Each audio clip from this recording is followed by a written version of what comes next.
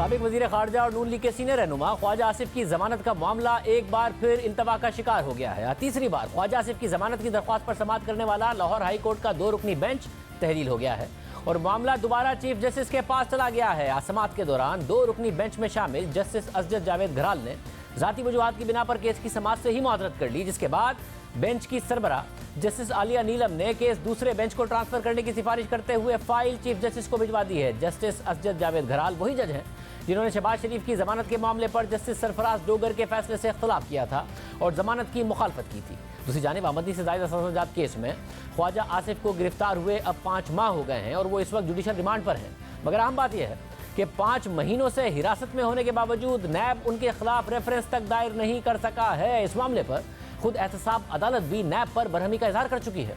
26 मार्च की समाअत के दौरान एहतसाब अदालत के जज ने नैब के तफ्तीशी अफसर को मुखातिब करते हुए रिमार्क्स दिए थे कि रेफरेंस मुकम्मल नहीं किया जा रहा है।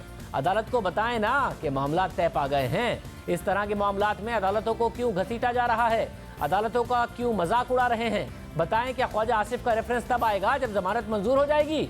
इसी तरह जब 6 मई को एहतसाब अदालत में दोबारा ये मामला जेर बहस आया तो नैब की जानिब से यकीन दहानी कराई गई कि ख्वाजा आसिफ के खिलाफ रेफरेंस तैयारी के आखिरी मराहिल में है और जल्द ही दायर किया जाएगा। मगर जब 20 मई को एहतसाब अदालत में केस की दोबारा समाअत हुई तो तब भी रेफरेंस दायर नहीं किया गया और अदालत की जानिब से ख्वाजा आसिफ के जुडिशल रिमांड में मजीद 14 दिन की तौसी कर दी गई और उन्हें 3 जून को दोबारा पेश करने का हुक्म दिया गया और अब जुमेरात को एहतसाब अदालत में ख्वाजा आसिफ केस की दोबारा समाअत होगी। इस तरह ख्वाजा आसिफ को गिरफ्तार हुए 5 महीने हो गए हैं मगर आज तक नैब ने रेफरेंस भी फाइल नहीं किया है। ख्वाजा आसिफ के केस पर बात करने के लिए जब हमने नैब को दावत दी तो तर्जुमान नैब ने मौक़िफ़ अख्तियार किया कि यह मुकदमा अदालत में ज़ेर समाअत है और ख्वाजा आसिफ एहतसाब अदालत लाहौर के हुक्म पर जुडिशल रिमांड पर है। ख्वाजा आसिफ को जब दिसंबर 2020 में इस्लामाबाद में एहसन इकबाल के घर से गिरफ्तार किया गया था, उस वक्त नून लीग का सख्त रद्द-ए-अमल सामने आया था। नून लीग की नायब सदर मरियम नवाज ने दावा किया था कि ख्वाजा आसिफ को नवाज शरीफ के बयानी से पीछे हटने पर 15-20 दिन में केसेस खत्म करने की पेशकश की गई थी।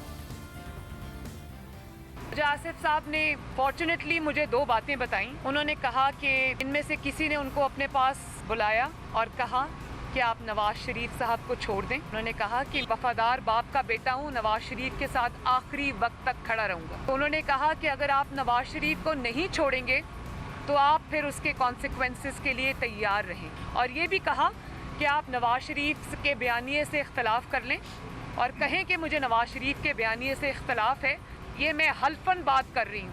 उन्होंने कहा कि आपके केसेस 15-20 दिन के अंदर अंदर ख़त्म हो जाएंगे। मरियम नवाज ने यह भी कहा था कि इस बार बयानबाजी से काम नहीं चलेगा, इस बार फैसला होगा और इस फैसले पर अमल भी होगा। पैगाम हमें ये मिला है कि हुकूमत बहुत बुरी तरह डर गई है, इसके पाँव हिल गए और ये कोशिशें करे, हम लोग इस पर रिएक्ट करेंगे। हम इसको इस तरह नहीं जाने देंगे। इस बार अब बयानबाजी से काम नहीं चलेगा। इस दफ़ा